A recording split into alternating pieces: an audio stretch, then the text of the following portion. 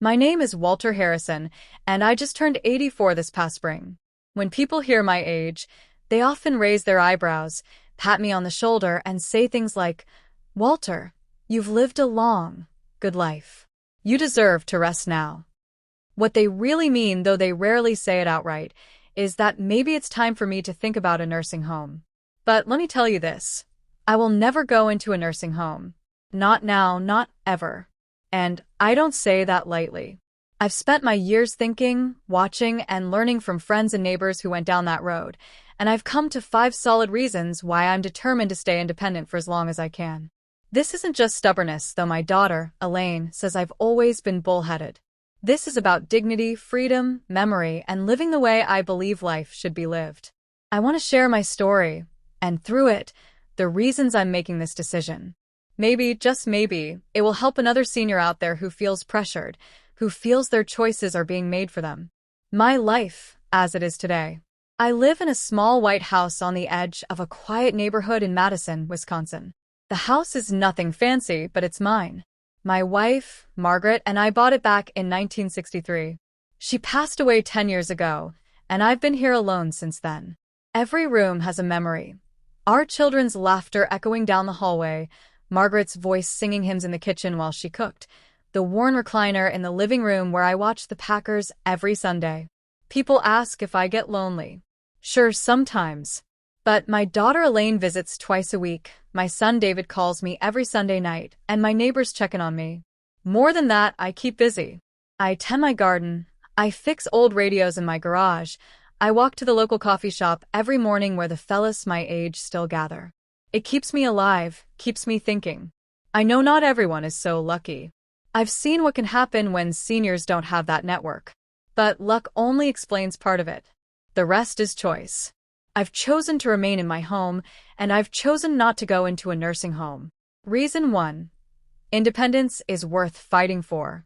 The first reason I'll never go into a nursing home is independence. When you live in one of those facilities, no matter how nice they make it look, your choices shrink. Your meals are scheduled, your lights out are scheduled. Even your medications are on their clock. You become part of a system. Now, I don't mean to disrespect the people who work in those places. I know they try hard, and many are compassionate. But no matter how kind they are, you still lose control. I saw it firsthand with my neighbor, Richard. He was a strong man, proud, used to waking up early and making his own breakfast.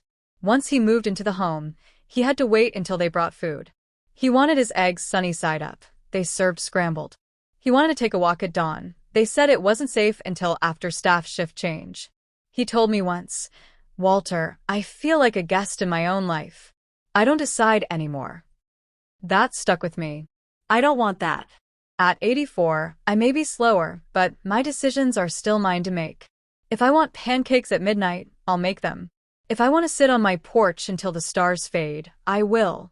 That independence is worth everything. Reason 2. My home is my history. The second reason is my home. This house is part of me.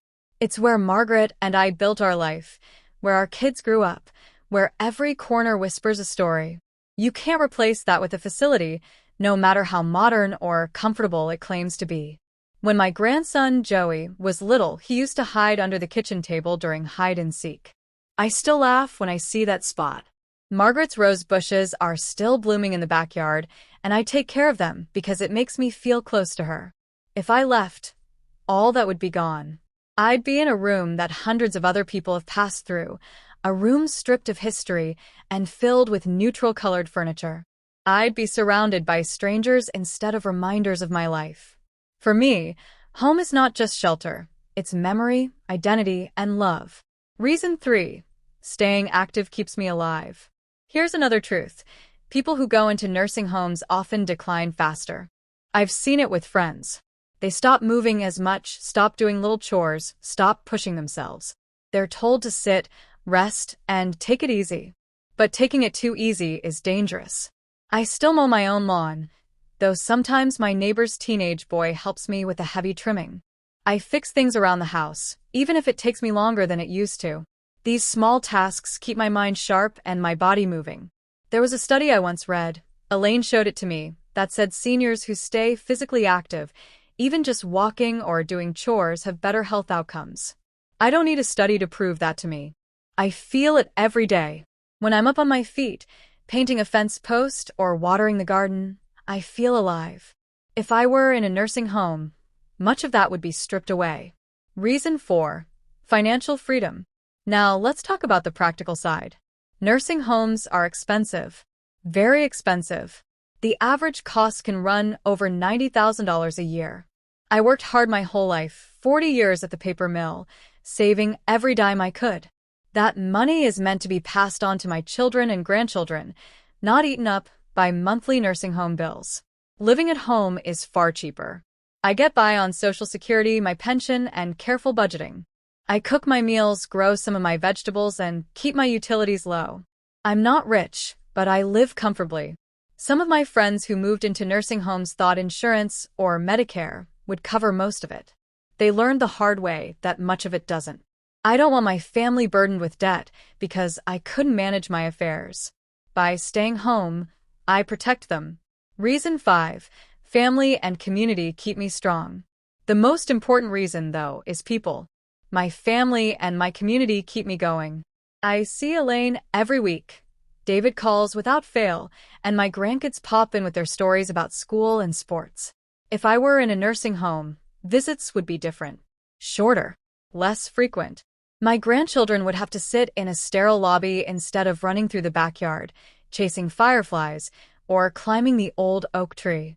Those moments matter. And it's not just family. It's community. My morning coffee group, the church choir, the neighbors who wave when they drive by. These are the connections that make me feel alive, not just existing. I've built this life here, and I'm not about to trade it for a hallway of strangers. Facing the challenges. Now, I won't lie. Staying at home at 84 isn't always easy. There are nights when my arthritis keeps me awake. There are mornings when the stairs feel steeper than they used to.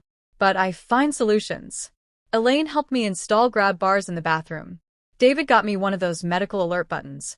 My church friends check in if they haven't seen me in a while. It's about adapting, not giving up. I'm not pretending I'll live forever, but I'll live the way I want until the end. My final promise. So here I am, 84 years old, still stubborn, still free, still living in the house that holds my life story. I will never go into a nursing home, not because I'm afraid of aging, but because I value living on my terms. Independence, home, activity, financial freedom, family, and community. Those are my 5 reasons.